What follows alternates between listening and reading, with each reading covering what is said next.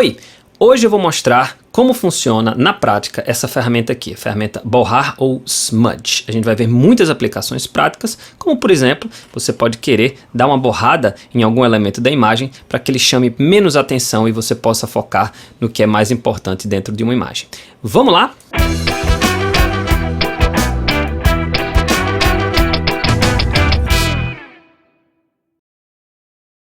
Então, vamos lá.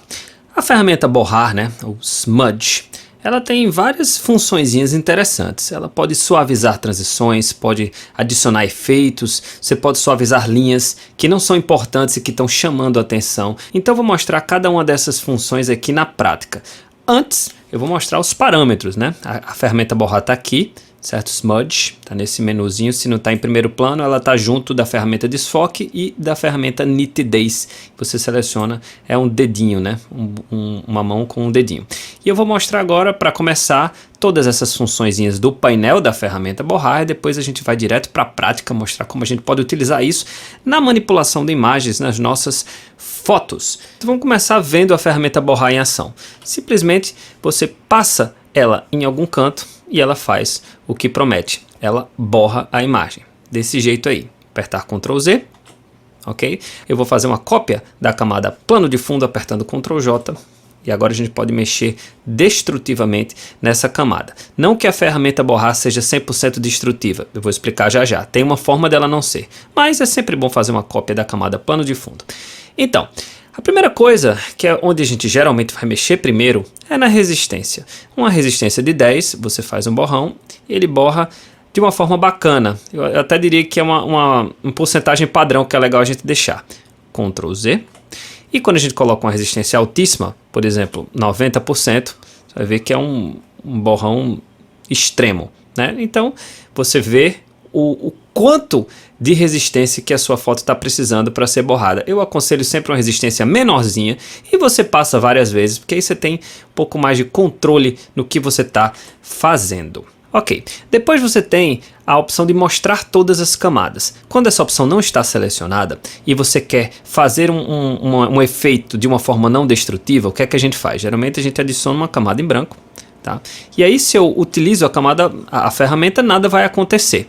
Mas se eu coloco aqui em mostrar todas as camadas, ele consegue borrar em cima de uma camada transparente. Então a gente tem o antes e o depois, a gente tem só essa camada aqui, justamente com o que ele fez, com o que ele borrou. Então é sempre legal deixar isso aqui marcado, porque você vai impedir que ele afete destrutivamente a imagem original. Ctrl Z. O pintura dedo é o seguinte, quando ele não está selecionado e você começa a borrar, ele vai utilizar como base a imagem mesmo e as cores da imagem que está rolando. Quando você seleciona o pintura dedo, ele vai aplicar no seu borrão a cor da frente que está rolando, nesse caso aqui um laranja. Então olha o que acontece, ele aplica o laranja e ele borra. Então é uma opção, principalmente para desenhistas, para ilustradores, você pode querer brincar com isso aí, tá? Essa ferramenta simula a pressão da caneta quando você usa uma mesa digitalizadora, como por exemplo aquelas mesas da Wacom, e aí você, no mouse não vai fazer muito sentido, mas quando você pressiona mais, ele borra mais, pressiona menos, borra menos, certo? Agora a gente vai aqui para o pincel. O pincel é exatamente igual à ferramenta pincel. Você escolhe que tipo de pincel você quer que ele se baseie para borrar a sua imagem. Gente, 99% das vezes vai no pincel redondo com a dureza em 0% que vai dar certo, certo? Aqui você tem também os parâmetros do pincel, você pode deixar ele mais juntinho, mais espaçado. Eu já tenho vídeos mostrando justamente como mexer nisso aí. Basicamente você vai utilizar na grande maioria das vezes a forma padrão de mexer com o pincel. Caso você selecione um pincel que não seja redondo, como por exemplo um pincel de explosão, ele vai fazer um borrão baseado no pincel que você está mexendo. E se você também está selecionado um pincel que não é redondo, você pode mudar o ângulo do pincel. Note que ele está nesse sentido aqui, e conforme a gente mexe aqui na angulação, ele já mudou um pouco para a direita, agora um pouco para o outro ângulo. Então essa função ângulo só funciona quando não é um pincel redondo macio. Você pode experimentar à vontade. Vou voltar para o meu pincel padrão e aí nesse caso a angulação não faz nenhum efeito. E o último ajuste, o parâmetro modo de mesclagem, que é similar aos modos de mesclagem que a gente vê aqui, certo? Só que aqui a gente tem bem mais modos de mesclagem, aqui a gente tem alguns só. E quando ele borra, ele tenta aplicar esse modo de mesclagem. Escurecer, ele tenta borrar, deixando a imagem mais escura, mais clara. Ele tenta mexer na matiz da imagem e não tanto na imagem, na saturação, na cor e na luminosidade. Vamos mostrar aqui, ó. Quando eu borro ele com o modo escurecer, borrar essa rosona aqui, ele tenta não deixar a imagem mais clara. Ele tenta escurecer levemente a imagem e o que é escuro, ó, vai ficando mais escuro. Pode notar que esses pontos pretos estão ficando mais pretos.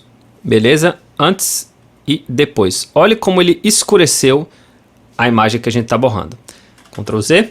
Quando a gente vai para o modo clarear, vou fazer o mesmo procedimento. E agora olha como vai ficando mais clara a imagem. Mais borrada, mas também mais clara. Antes e depois. No modo matiz, olha o que acontece. Ele não borra as arestas da imagem, as extremidades, a imagem em si. Ele borra as cores, a matiz. Ó, antes e depois. Ele meio que move as cores do lugar para as casas vizinhas, para os pixels vizinhos, só que deixa intacto as linhas, os traçados da imagem. Esse é o modo matiz. Agora vamos ver o que acontece com o modo saturação.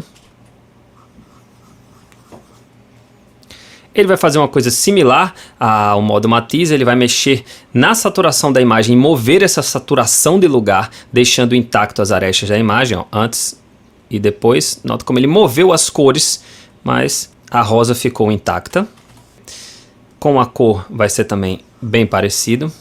Pode notar que ele mexeu a cor um pouco mais para cima, a cor daqui foi um pouco mais para a esquerda. É muito similar esses três modos aqui, matiz, saturação e cor, você vai ter que testar, tá? E na luminosidade não tem nada a ver. Ele realmente vai mexer com a luminosidade, vai ficar até um pouco estranho. Vamos dar uma olhada, ó.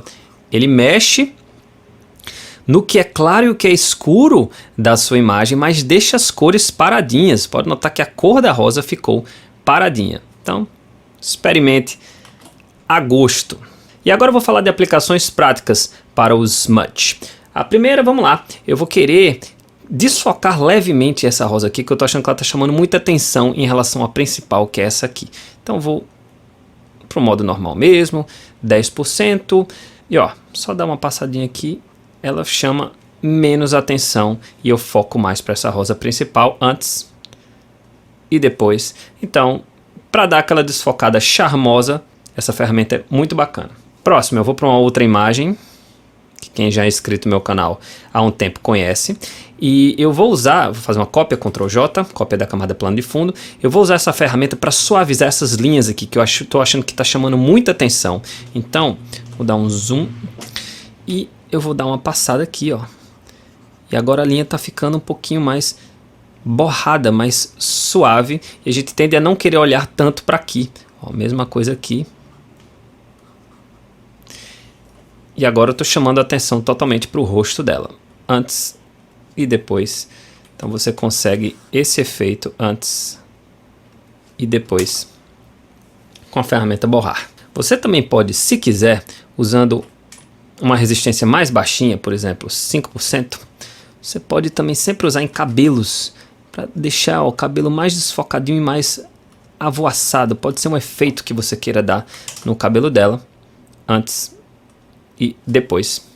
Você pode alterar a resistência da ferramenta borrar com o teclado de 1 a 0, onde 1 é 10%, 0 é 100%, e se você quiser, por exemplo, 35%, 35 bem rápido, aí você consegue através dessa tecla de atalho. E agora estão rolando imagens de um outro vídeo que eu fiz, como criar fumaça, né, para colocar em alimentos, e você está vendo que a ferramenta borrar também tem muita utilidade. Ela faz com que a fumaça fique mais desfocadinha e dá um efeito muito legal. O link desse vídeo está aparecendo no izinho acima agora à direita. Beleza, gente? Se vocês gostaram desse vídeo, curtam, compartilhem, que toda semana tem vídeo novo no canal Tratando Foto. Meu Instagram tá aí na tela, muito obrigado por sua atenção e boas fotos!